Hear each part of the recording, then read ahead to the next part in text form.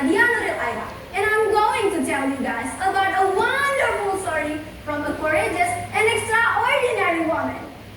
I'm pretty sure no one really heard about this story before, so now I'm going to introduce you to the first female admiral in the world we had.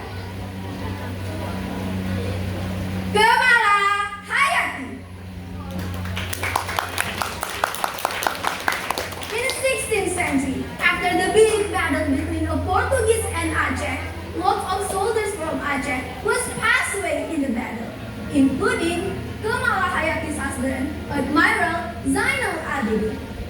The Aceh nation was mourning at that time, but Kamala Hayati chose to come to the Sultanate of Aceh firmly and enthusiastically.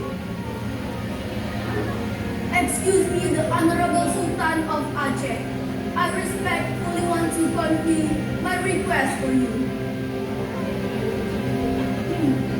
Kamala Hayati, is there anything that I can do to help you? What's that? Excuse me, Sultan, but after the war with the Portuguese, many of our soldiers has passed away in the battle. And I think this nation will not be able to resist another attack if we don't have troops. I've been thinking about it lately. So what's the idea?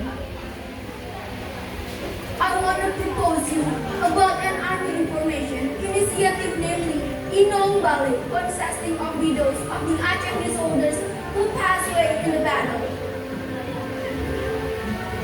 That's a good idea actually, but are you sure, Kamala Hayati? Yes, the Honorable Sultan. After that, the request was granted, and she appointed as the leader of the Inong Bali troops with the rank of Admiral. And at the same time, she was a champion woman and the first female admiral in the world record to hold this rank. Isn't that amazing? Well, the title is not just a formality. In 1599, the Dutch troops was led by